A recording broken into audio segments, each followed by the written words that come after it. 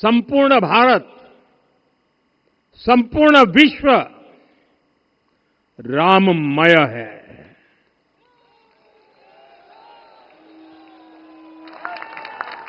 हर राम भक्त के हृदय में अद्वितीय संतोष है, असीम कृतज्ञता है, अपार अलौकिक आनंद है।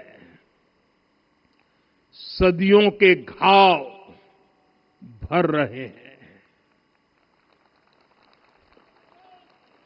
सदियों की वेदना आज विराम पा रही है, सदियों का संकल्प आज सिद्धि को प्राप्त हो रहा है।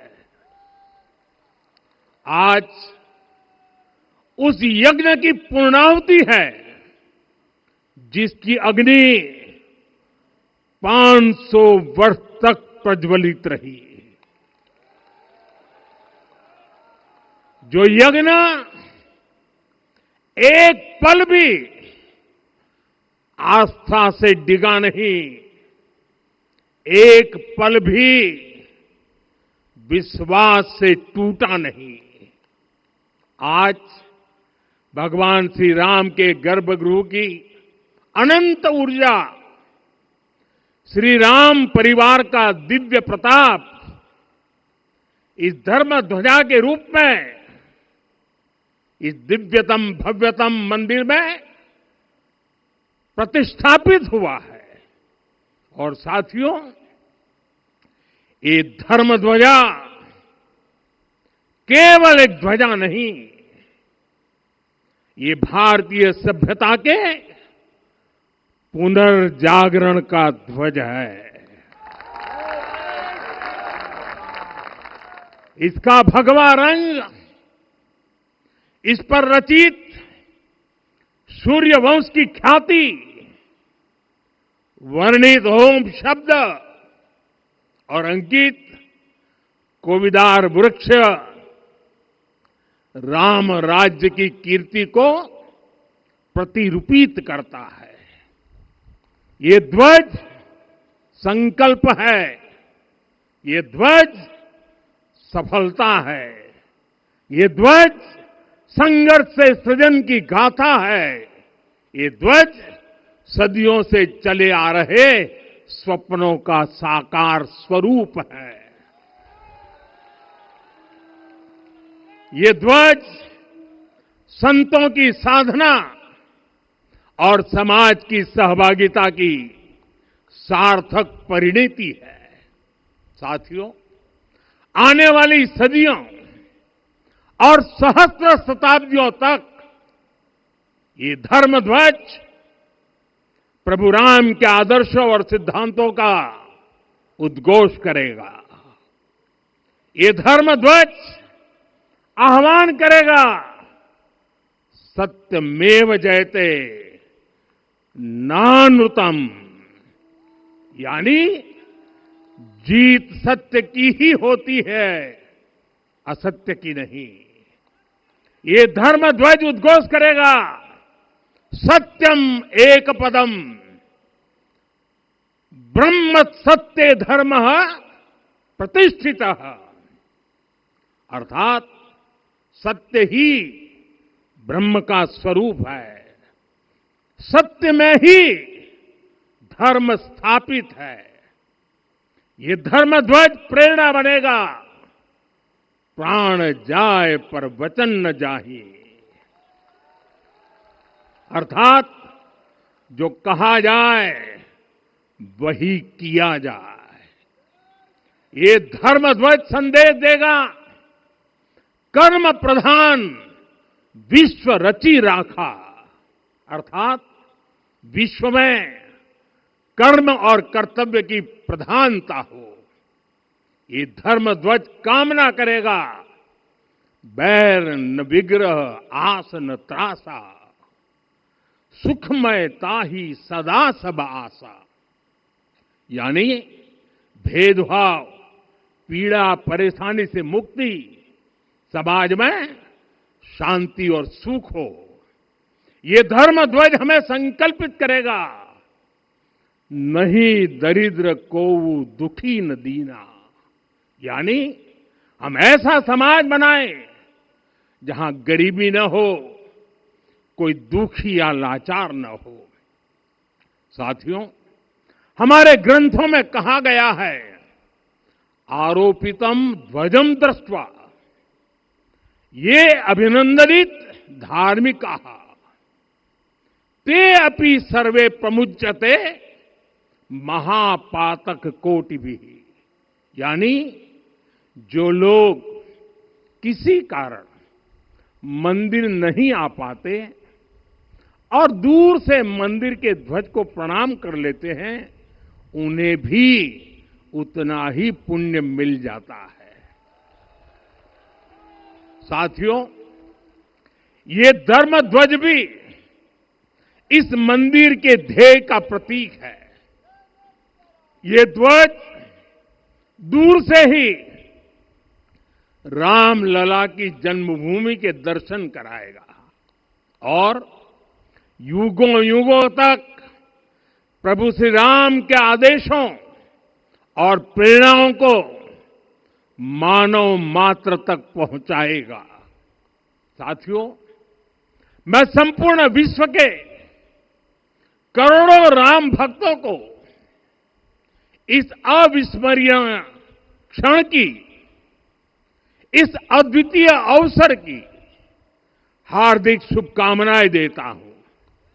मैं आज उन सभी भक्तों को भी प्रणाम करता हूं, हर उस दानवीर का भी आभार व्यक्त करता हूं जिसने राम मंदिर निर्माण के लिए अपना सहयोग दिया। मैं राम मंदिर के निर्माण से जुड़े हर श्रमवीर, हर कारीगर, हर योजनाकार, हर वास्तुकार, सभी का अभिनंदन करता हूं। साथियों, अयोध्या वह भूमि है जहां आदर्श आचरण में बदलते हैं। यही वह नगरी है जहां श्री श्री राम ने अपना जीवन पथ शुरू किया था। इसी अयोध्या ने संसार को बताया कि एक व्यक्ति कैसे समाज की शक्ति से, उसके संस्कारों से पुरुषोत्तम बनता है। जब श्री राम अयोध्या से वनवास को गए तो वे युवराज राम थे, लेकिन जब लौटे तो मर्यादा पुरुषोत्तम बनकर के आए और उनके मर्यादा पुरुषोत्तम बनने में महर्षि वशिष्ठ का ज्ञान, महर्षि विश्वामित्र की दीक्षा, महर्षि अगस्त्य का मार्गदर्शन, निषाद राज की मित्रता, मां शबरी की ममता, भक्त हनुमान का समर्पण, इन सब की अनगिनत ऐसे लोगों की महत्वपूर्ण भूमिका रही है। साथियों, विकसित भारत बनाने के लिए भी समाज की इसी सामूहिक शक्ति की आवश्यकता है। मुझे बहुत खुशी है कि राम मंदिर का दिव्य प्रांगण भारत के सामूहिक सामर्थ्य की भी चेतना स्थली बन रहा है। यहां सप्त मंदिर बने हैं। यहां माता शबरी का मंदिर बना है, जो जनजातीय समाज के प्रेम भाव और आतिथ्य परंपरा की प्रतिमूर्ति है। यहां निषाद राज का मंदिर बना है। ये उस मित्रता का साक्षी है जो साधन नहीं, साध्य को, उसकी भावना को पूजती है। यहां एक ही स्थान पर माता अहिल्या है, महर्षि वाल्मीकि है, महर्षि वशिष्ठ है, महर्षि विश्वामित्र है, महर्षि अगस्त्य है और संत तुलसीदास है। राम लला के साथ साथ इन सभी ऋषियों के दर्शन भी यहीं पर होते हैं। यहां जटायु जी और गिलहरी की मूर्तियां भी है, जो बड़े संकल्पों की सिद्धि के लिए हर छोटे से छोटे प्रयास के महत्व को दिखाती है। मैं आज हर देशवासी से कहूंगा कि वो जब भी राम मंदिर आए तो सप्त मंदिर के दर्शन भी अवश्य करें। ये मंदिर हमारी आस्था के साथ साथ मित्रता, कर्तव्य और सामाजिक सद्भाव के मूल्यों को भी शक्ति देते हैं। साथियों, हम सब जानते हैं हमारे राम भेद से नहीं, भाव से जुड़ते हैं। उनके लिए व्यक्ति का कुल नहीं, उसकी भक्ति महत्वपूर्ण है। उन्हें वंश नहीं, मूल्य प्रिय है। उन्हें शक्ति नहीं, सहयोग महान लगता है। आज हम भी उसी भावना से आगे बढ़ रहे हैं। पिछले 11 वर्षों में महिला, दलित, पिछड़े, अति पिछड़े, आदिवासी, वंचित, किसान, श्रमिक, युवा, हर वर्ग को विकास के केंद्र में रखा गया है। जब देश का हर व्यक्ति, हर वर्ग, हर क्षेत्र सशक्त होगा, तब संकल्प की सिद्धि में सबका प्रयास लगेगा। और सबके प्रयास से ही 2047 जब देश आजादी के 100 साल मनाएगा, हमें 2047 तक विकसित भारत का निर्माण करना ही होगा। साथियों, रामलला की प्राण प्रतिष्ठा के ऐतिहासिक अवसर पर मैंने राम से राष्ट्र के संकल्प की चर्चा की थी। मैंने कहा था कि हमें आने वाले 1000 वर्षों के लिए भारत की नींव मजबूत करनी है। हमें याद रखना है, जो सिर्फ वर्तमान का सोचते हैं वो आने वाली पीढ़ियों के साथ अन्याय करते हैं। हमें वर्तमान के साथ साथ भावी पीढ़ियों के बारे में भी सोचना है, क्योंकि हम जब नहीं थे ये देश तब भी था, जब हम नहीं रहेंगे ये देश तब भी रहेगा। हम एक जीवंत समाज है, हमें दूरदृष्टि के साथ ही काम करना होगा। हमें आने वाले दशकों, आने वाली सदियों को ध्यान में रखना ही होगा। और साथियों, इसके लिए भी हमें प्रभु राम से सीखना होगा। हमें उनके व्यक्तित्व को समझना होगा। हमें उनके व्यवहार को आत्मसात करना होगा। हमें याद रखना होगा, राम यानी आदर्श, राम यानी मर्यादा, राम यानी जीवन का सर्वोच्च चरित्र, राम यानी सत्य और पराक्रम का संगम। दिव्य गुणे शक्र समो रामः सत्य पराक्रमः। राम यानी धर्म पथ पर चलने वाला व्यक्तित्व। रामः सत्पुरुषो लोके सत्यः सत्यपरायणः। राम यानी जनता के सुख को सर्वोपरि रखना, प्रजा सुखत्वे चंद्रस्य। राम यानी धर्म और क्षमा का दरिया। वसुधाया क्षमा गुणे है। राम यानी ज्ञान और विवेक की पराकाष्ठा। बुद्ध या बृहस्पति तुल्य। राम यानी कोमलता में दृढ़ता, मृदु पूर्वज भाषते। राम यानी कृतज्ञता का सर्वोच्च उदाहरण। कदाचन नोपकारेण कृति नैकेन तुष्यति। राम यानी श्रेष्ठ संगति का चयन। शीला वृद्धे ज्ञान वृद्धे वयोवृद्धे च सज्जनै। राम यानी विनम्रता में महाबल।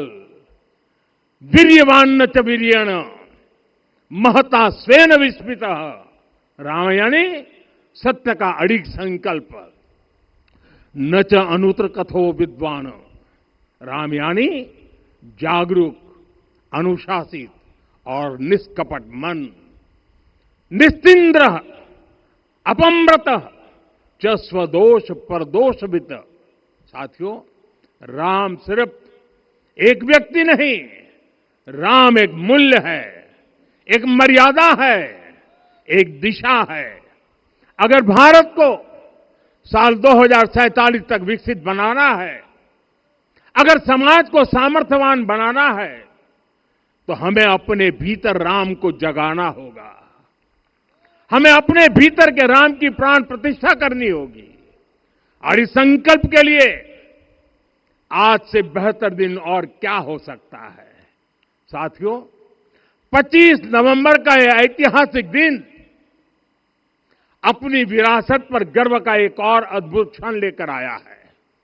इसकी वजह है धर्म ध्वजा पर अंकित कोविदार वृक्ष। ये कोविदार वृक्ष इस बात का उदाहरण है कि जब हम अपनी जड़ों से कट जाते हैं तो हमारा वैभव इतिहास के पन्नों में दब जाता है। साथियों, जब भरत अपनी सेना के साथ चित्रकूट पहुंचे तो लक्ष्मण ने दूर से ही अयोध्या की सेना को पहचान लिया। ये कैसे हुआ, इसका वर्णन वाल्मीकि जी ने किया है। और वाल्मीकि जी ने क्या वर्णन किया है? उन्होंने कहा है, विराजित उद्गत स्कंधम कोविदार ध्वज रथे। लक्ष्मण कहते हैं, राम, सामने जो तेजस्वी प्रकाश में विशाल वृक्ष जैसा ध्वज दिखाई दे रहा है, वही अयोध्या की सेना का ध्वज है। उस पर कोविदार का शुभ चिन्ह अंकित है। साथियों, आज जब राम मंदिर के प्रांगण में कोविदार फिर से प्रतिष्ठित हो रहा है, यह केवल एक वृक्ष की वापसी नहीं है, यह हमारी स्मृति की वापसी है, हमारी अस्मिता का पुनर्जागरण है, हमारी स्वाभिमानी सभ्यता का पुनः उद्घोष है। कोविदार वृक्ष हमें याद दिलाता है कि जब हम अपनी पहचान भूलते हैं तो हम स्वयं को खो देते हैं, और जब पहचान लौटती है तो राष्ट्र का आत्मविश्वास भी लौट आता है। और इसलिए मैं कहता हूं, देश को आगे बढ़ना है तो अपनी विरासत पर गर्व करना होगा। साथियों, अपनी विरासत पर गर्व के साथ साथ एक और बात भी महत्वपूर्ण है, और वो है गुलामी की मानसिकता से पूरी तरह मुक्ति। आज से 190 साल पहले साल 1835 में 1835 में मैकाले नाम के एक अंग्रेज ने भारत को अपनी जड़ों से उखाड़ने के बीज बोए थे। मैकाले ने भारत में मानसिक गुलामी की नींव रखी थी। 10 साल बाद यानी 2035 में उस अपवित्र घटना को 200 वर्ष पूरे हो रहे हैं। कुछ दिन पहले मैंने एक कार्यक्रम में आग्रह किया था कि हमें आने वाले 10 वर्षों तक उस 10 वर्षों का लक्ष्य लेकर चलना है कि भारत को गुलामी की मानसिकता से मुक्त करके रहेंगे। साथियों, सबसे बड़ा दुर्भाग्य यह है कि मैकाले ने जो कुछ सोचा था उसका प्रभाव कहीं व्यापक हुआ। हमें आजादी मिली, लेकिन हीन भावना से मुक्ति नहीं मिली। हमारे यहां एक विकार आ गया कि विदेश की हर चीज, हर व्यवस्था अच्छी है और जो हमारी अपनी चीजें हैं उनमें खोट ही खोट है। साथियों, गुलामी की यही मानसिकता है जिसने लगातार यह स्थापित किया। हमने विदेशों से लोकतंत्र लिया। कहा गया कि हमारा संविधान भी विदेश से प्रेरित है, जबकि सच ये है कि भारत लोकतंत्र की जननी है, मदर ऑफ डेमोक्रेसी है। लोकतंत्र हमारे डीएनए में है। साथियों, अगर आप तमिलनाडु जाएंगे तो तमिलनाडु के उत्तरी हिस्से में उत्तीर मेरूर गांव है। वहां हजारों वर्ष पहले का एक शिलालेख है। उसमें बताया गया है कि उस कालखंड में भी कैसे लोकतांत्रिक तरीके से शासन व्यवस्था चलती थी, लोग कैसे सरकार चुनते थे। लेकिन हमारे यहां तो मैग्ना कार्टा की प्रशंसा का ही चलन रहा। हमारे यहां भगवान बसवन्ना, उनके अनुभव मंटपा की जानकारी भी सीमित रखी गई। अनुभव मंटपा यानी जहां सामाजिक, धार्मिक और आर्थिक विषयों पर सार्वजनिक बहस होती थी, जहां सामूहिक सहमति से निर्णय लिए जाते थे। लेकिन गुलामी की मानसिकता के कारण इस भारत की कितनी ही पीढ़ियों को इस जानकारी से भी वंचित रखा गया। साथियों, हमारी व्यवस्था के हर कोने में गुलामी की इस मानसिकता ने डेरा डाला हुआ था।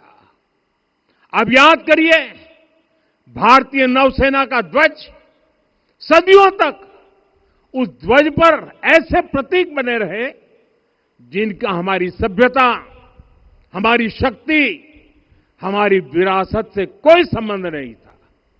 अब हमने नौसेना के ध्वज से गुलामी के हर प्रतीक को हटाया है। हमने छत्रपति शिवाजी महाराज की विरासत को स्थापित किया है। और ये सिर्फ एक डिजाइन में बदलाव नहीं हुआ, ये मानसिकता बदलने का क्षण था। ये वो घोषणा थी कि भारत अब अपनी शक्ति अपने प्रतीकों से परिभाषित करेगा, न कि किसी और की विरासत से। और साथियों, यही परिवर्तन आज अयोध्या में भी दिख रहा है। साथियों, ये गुलामी की मानसिकता ही है जिसने इतने वर्षों तक रामत्व को नकारा है। भगवान राम अपने आप में एक वैल्यू सिस्टम है। ओरछा के राजा राम से लेकर रामेश्वरम के भक्त राम तक और शबरी के प्रभु राम से लेकर मिथिला के पाहुन राम जी तक, भारत के हर घर में, हर भारतीय के मन में और भारतवर्ष के हर कण कण में राम है। लेकिन गुलामी की मानसिकता इतनी हावी हो गई कि प्रभु राम को भी काल्पनिक घोषित किया जाने लगा। साथियों, अगर हम ठान लें अगले 10 साल में मानसिक गुलामी से पूरी तरह मुक्ति पा लेंगे, और तब जाकर के ऐसी ज्वाला प्रज्वलित होगी, ऐसा आत्मविश्वास बढ़ेगा कि 2047 तक विकसित भारत का सपना पूरा होने से भारत को कोई रोक नहीं पाएगा। आने वाले 1000 वर्ष के लिए भारत की नींव तभी सशक्त होगी जब मैकाले की गुलामी के प्रोजेक्ट को हम अगले 10 साल में पूरी तरह ध्वस्त करके दिखा देंगे। साथियों, अयोध्या धाम में रामलला का मंदिर परिसर भव्य से भव्यतम हो रहा है और साथ ही अयोध्या को संवारने का काम लगातार जारी है। आज अयोध्या फिर से वह नगरी बन रही है जो दुनिया के लिए उदाहरण बनेगी। त्रेता युग की अयोध्या ने मानवता को नीति दी। 21वीं सदी की अयोध्या मानवता को विकास का नया मॉडल दे रही है। तब अयोध्या मर्यादा का केंद्र थी, अब अयोध्या विकसित भारत का मेरुदंड बनकर उभर रही है। साथियों, भविष्य की अयोध्या में पौराणिकता और नूतनता का संगम होगा। सरयू जी की अमृत धारा और विकास की धारा एक साथ बहेगी। यहां आध्यात्म और आर्टिफिशियल इंटेलिजेंस दोनों का तालमेल दिखेगा। राम पथ, भक्ति पथ और जन्मभूमि पथ से नई अयोध्या के दर्शन होते हैं। अयोध्या में भव्य एयरपोर्ट है। अयोध्या में आज शानदार रेलवे स्टेशन है। वंदे भारत और अमृत भारत एक्सप्रेस जैसी ट्रेनें अयोध्या को बाकी देश से जोड़ रही हैं। अयोध्या वासियों को सुविधाएं मिले, उनके जीवन में समृद्धि आए, इसके लिए निरंतर काम चल रहा है। साथियों, जब से प्राण प्रतिष्ठा हुई है तब से लेकर आज तक करीब करीब 45 करोड़ श्रद्धालु यहां दर्शन के लिए आ चुके हैं। ये वो पवित्र भूमि है जहां 45 करोड़ लोगों के चरण रज पड़े हैं और इससे अयोध्या और आसपास के लोगों की आय में आर्थिक परिवर्तन आया है, वृद्धि हुई है। कभी अयोध्या विकास के पैमानों में बहुत पीछे थी। आज अयोध्या नगरी यूपी के अग्रणी शहरों में से एक बन रही है। साथियों, 21वीं सदी का आने वाला समय बहुत महत्वपूर्ण है। आजादी के बाद के 70 साल में भारत विश्व की 11वीं सबसे बड़ी अर्थव्यवस्था बना। 70 साल में 11वीं। लेकिन पिछले 11 साल में ही भारत विश्व की 5वीं सबसे बड़ी अर्थव्यवस्था बन चुका है। और वो दिन दूर नहीं जब भारत विश्व की 3री सबसे बड़ी अर्थव्यवस्था भी बन जाएगा। आने वाला समय नए अवसरों का है, नई संभावनाओं का है और इस अहम कालखंड में भी भगवान राम के विचार ही हमारी प्रेरणा बनेंगे। जब श्री राम के सामने रावण विजय जैसा विशाल लक्ष्य था, तब उन्होंने कहा था, सौरज धीरज ते ही रथ चाका, सत्यशील दृढ़ ध्वज पताका, बल विवेक दम परहित गोरे, क्षमा कृपा समता रजु जोरे। यानी रावण पर विजय पाने के लिए जो रथ चाहिए, शौर्य और धैर्य उसके पहिए हैं, उसकी ध्वजा सत्य और अच्छे आचरण की है, बल, विवेक, संयम और परोपकार इस रथ के घोड़े हैं। लगाम के रूप में क्षमा, दया और समता है जो रथ को सही दिशा में रखते हैं। साथियों, विकसित भारत की यात्रा को गति देने के लिए ऐसा ही रथ चाहिए, ऐसा रथ जिसके पहिए शौर्य और धैर्य हो, यानी चुनौतियों से टकराने का साहस भी हो और परिणाम आने तक दृढ़ता से डटे रहने का धैर्य भी हो। ऐसा रथ जिसकी ध्वजा सत्य और सर्वोच्च आचरण हो, यानी नीति, नियत और नैतिकता से समझौता कभी न हो।